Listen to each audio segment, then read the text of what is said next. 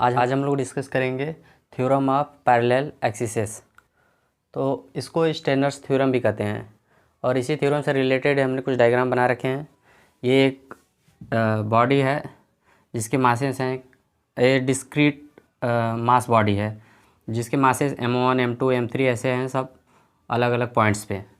तो ये हमने बना रखा है एक बॉडी, इसके दो एक्सिस हैं। ये जो एक्सिस CD है इसके सेंटर ऑफ मास से पास कर रहा है और ये एक्सिस AB जो इसी बॉडी में है ये इससे पैरेलल है और m है इसका होल बॉडी का मास और ये जो h distance between the axes AB and CD और जो h है ये दोनों एक्सिसेस की दूरी है। M1, M2, M3 masses of various particles. ये जो हैं इस बॉडी के जो अलग अलग पार्टिकल्स हैं M1, M2 उनके मासेस हैं। जैसे M1 कोई पार्टिकल होगा यहाँ पे M1 और यहाँ पे कोई होगा तो M2, ऐसे ही अलग अलग पॉइंट्स पे अलग अलग मासेस होंगे, उनके ये अलग अलग मासेस हैं। और ये R1, R2, R3 perpendicular distances of the various particles from the axis CD। ये जो हैं दूरी हैं किसके, जो अलग अलग मास हैं इस बॉडी में डिस्क्रीट पोजीशंस पे हैं सभी। कोई यहाँ होगा, कोई यहाँ होगा, कोई यहाँ कहीं भी हो सकता है। तो ये इनकी दूरी है। जैसे ये मास M1 है तो इसकी दूरी R1 है। अभी कहीं यहाँ पे होगा एक मास M2 तो इसकी दूरी हो जाएगी R2। ऐसे ही और सारे ऐसे मासेस होंगे इस बॉडी में। तो ये थ्योरम से हम इस बॉडी का मोमेंट ऑफ इनर्शिया निकालते हैं। जैसे कि मान लीजिए कि हमको इस बॉडी के अलावा मोमेंट ऑफ इनर्शिया हमको निकालना है और हमको ये जो एक्सिस है इस बॉडी के सेंटर ऑफ मास से पास कर रही है, इसका हमको पता होना चाहिए। तो ये इस बॉडी का मोमेंट ऑफ इनर्शिया हो जाएगा IAB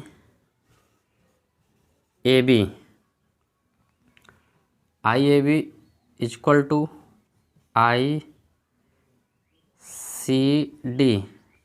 प्लस ये दोनों का जो बीच की दूरी है h और इस बॉडी का होल मास है कैपिटल M, तो हो जाएगा mh²। ये होगा इस एक्सिस के अलॉन्ग इस बॉडी का मोमेंट ऑफ इनर्शिया। तो ये ICD क्या है, इस एक्सिस के अलॉन्ग मोमेंट ऑफ इनर्शिया जो कि इसके सेंटर ऑफ मास से पास कर रहा है और कैपिटल M इस पूरे होल बॉडी का क्या है, मास है और ये h दोनों एक्सिस के बीच की दूरी है। तो ये जो एक्सप्रेशन है हम लोग डिराइव करेंगे और इस थ्योरम को हम लोग लेमिना और 3 डायमेंशन बॉडी दोनों पे लगा सकते हैं। चलिए इसको डिराइव करते हैं।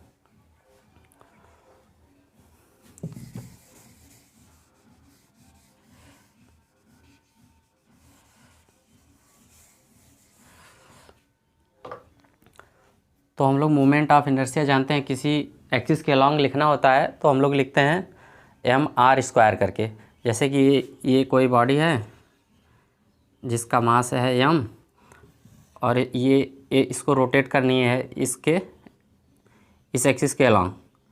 तो इसकी हमें दूरी अगर पता हो जाए, ये मान लीजिए क्या दूरी r, तो इसका मोमेंट ऑफ इनर्शिया इस एक्सिस के अलॉन्ग हो जाएगा mr²।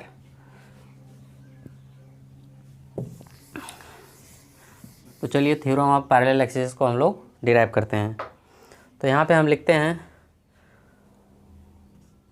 IAB मतलब कि moment of inertia along the axis AB।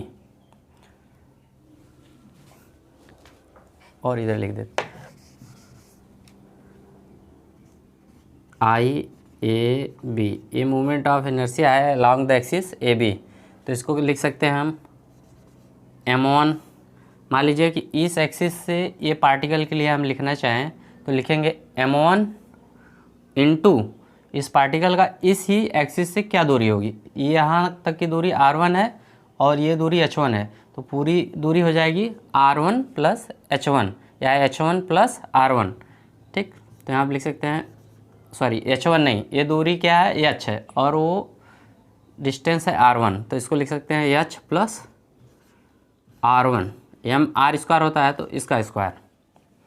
ऐसे भी और भी पार्टिकल्स होंगे, जैसे कि ये है, ये क्या है M2 ये इसकी इस एक्सिस से क्या डिस्टेंस है r2, तो इस एक्सिस से क्या डिस्टेंस हो जाएगी, ये वाली जो डिस्टेंस है इसमें ऐड अप होगी तो हो जाएगा h प्लस r2। तो किसका है, m2 का है, क्या दूरी है h प्लस r2 स्क्वायर।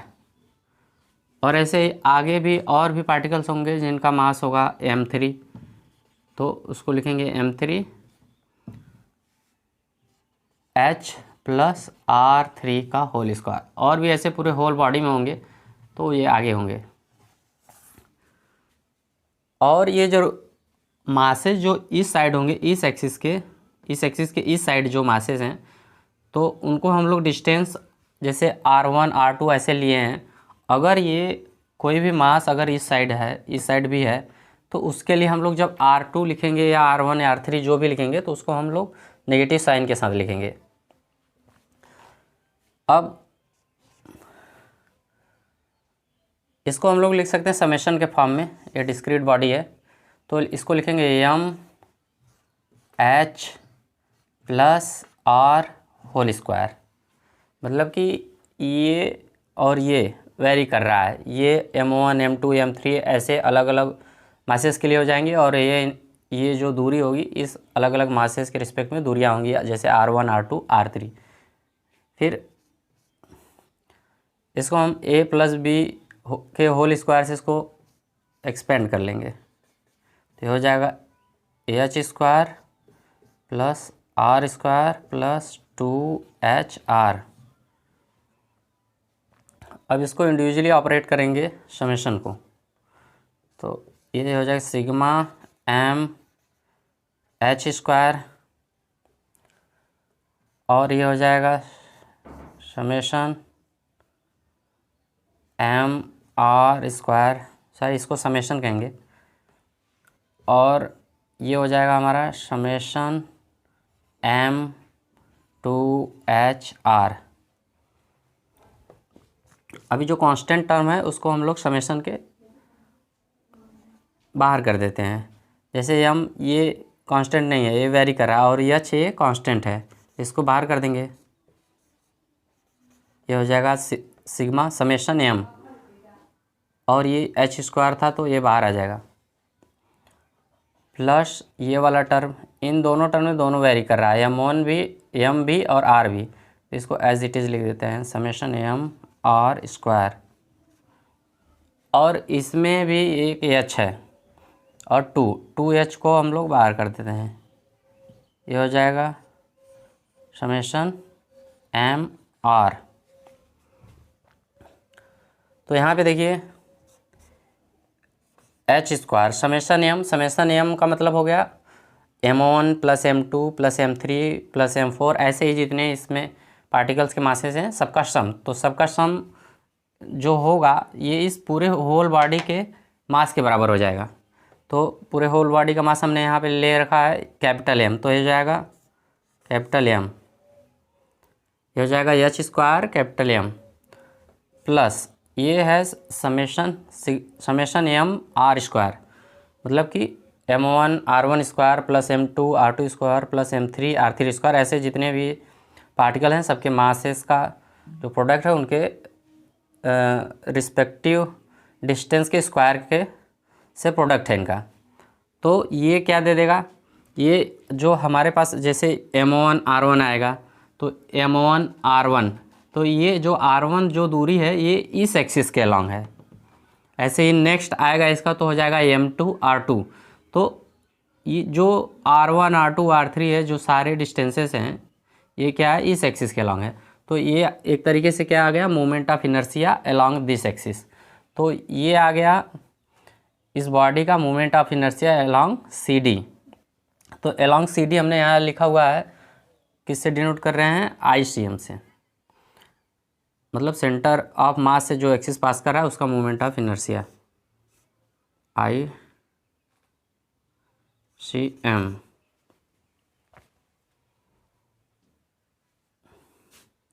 इस बॉडी का क्या है, moment of inertia along axis CD which is passing through the centre of mass of that body. और ये हो जाएगा हमारा क्या, 2h एम आर। यहाँ पे ये जो हमारा है ये एक तरीके से मोमेंट ऑफ वेट है। ये moment of weight along the axis क्या है, सी डी। ये क्या होता है, अगर कोई बॉडी, जैसे मान लीजिए कि एक बॉडी है, ये बॉडी है और ये बैलेंस्ड है एकदम, सेंटर ऑफ मास मान लीजिए इसका यहाँ पे है, ये इसके अलोंग बैलेंस्ड है, मतलब कि कुछ मास का डिस्ट्रीब्यूशन इस साइड होगा, कुछ डिस्ट्रीब्यूशन उस साइड होगा। तो ये क्या, ये एक तरीके से दिखाता है movement of weights, sum of the movement of weights. Movements of weight मतलब कि जैसे कि इस एक्सिस के अलोंग ये बॉडी बैलेंस्ड है, तो इस एक्सिस के दूरी पे कुछ मासेस होंगे और इस साइड भी कुछ मासेस होंगे। तो इसका क्या होता है, मोमेंट ऑफ वेट्स क्या होता है, जैसे कि मान लीजिए ये जो पॉइंट है इसका मास है m1 और इधर एक पॉइंट है इसका मास क्या है m2।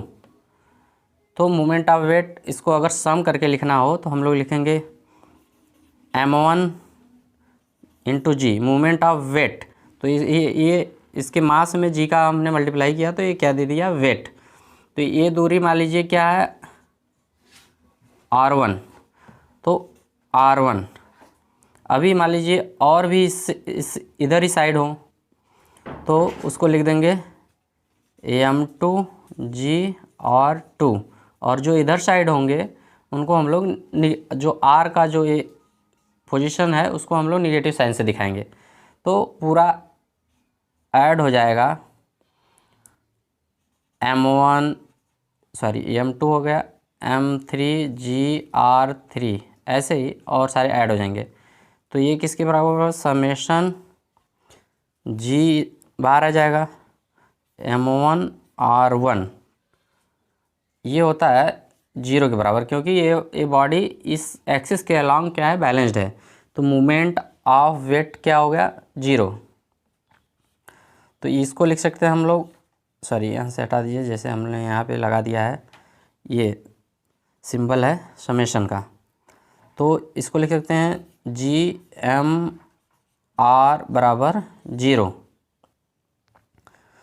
तो यहाँ से हम लोग लिख सकते हैं समेशन एम आर बराबर 0।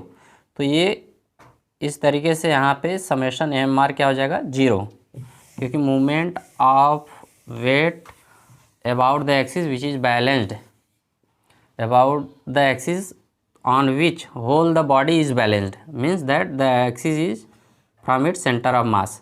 तो ऐसे एक्सिस के अलॉन्ग जो मोमेंट ऑफ वेट होगा वो क्या होगा, 0 होगा।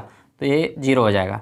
तो फाइनली हम लोग लिख सकते हैं आई सी एम प्लस, इसको यहाँ लिख देते हैं, इसको वहाँ एम एच स्क्वायर, और ये 0 हो जाएगा। तो ये 0 से मल्टीप्लाई होगा तो ये भी 0 हो जाएगा। तो फाइनली हमें ये मिलेगा आई ए बी। ये हमारा डिराइव हो गया थ्योरम ऑफ पैरेलल एक्सिसेस, मतलब कि किसी भी बॉडी के अलॉन्ग हमको मोमेंट ऑफ इनर्शिया निकालना है तो उसका पहले हमें सेंटर ऑफ मास से जो एक्सिस पास कर रहा है उसके अलॉन्ग उस बॉडी का मोमेंट ऑफ इनर्शिया हमको पता होना चाहिए, और दोनों एक्सिसेस के बीच की जो एक परपेंडिकुलर डिस्टेंस वो पता होना चाहिए, और पूरे बॉडी का मास। तो ये बराबर हो जाएगा I A B equal to I C M plus capital M H square. It's enough for today. Thank you.